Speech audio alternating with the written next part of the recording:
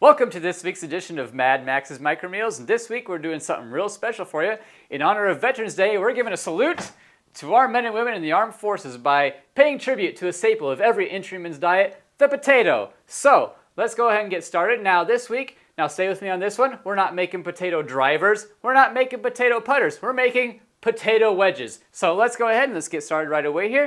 Now, the first thing I have here is I have a 1/4 cup of Parmesan cheese. And what you're going to need to do is get a sack, plastic bag, something that's sealable at the top, just similar to this.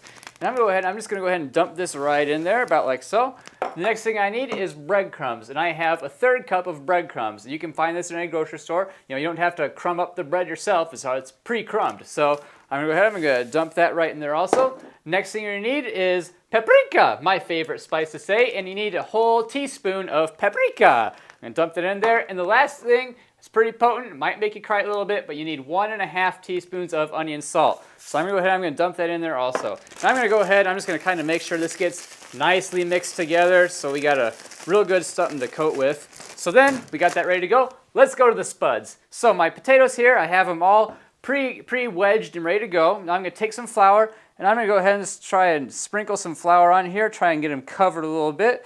I'm going to flip them over. I want to get flour on all the parts of the potato. All right, there we go. That's looking all right. Yep, a little bit more. All right, the next thing we do, we have some butter here. And I'm going to come over here. I'm just going to dip this in butter so I can get that butter coating on there also. Now what I'm going to do is I'm going to bring this over to our bag, open this up, and just dump that right in there. Now you can do quite a few potatoes at a time with this. So we're going to do a little time lapse, and then we'll come back once these are ready to go.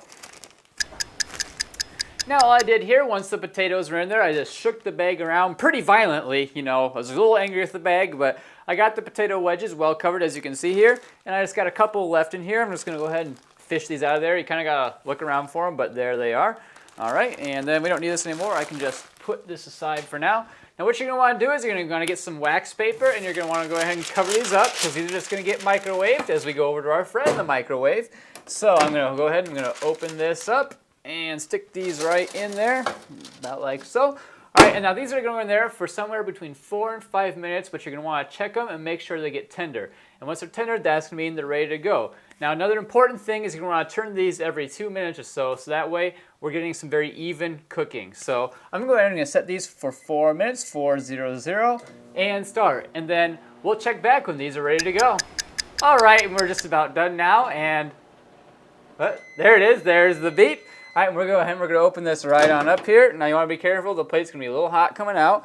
So I'm going to go ahead and open this up here, and then you're going to want to let these sit for about 2 minutes until you're ready to eat them, because they're going to be a little hot and don't want you to burn themselves. But potato wedges, I think they're great served with ketchup. So if you have any ketchup packets left over from when we did our chicken teriyaki last week, that'd be the thing to use. So I've got my condiments here. I've got my wedges. I'm going to let them cool, and they'll be ready to eat in just a little bit. So go ahead and try these at home and enjoy them. And then come back next week, and we'll be doing something else real great for you. And we'll see you next time.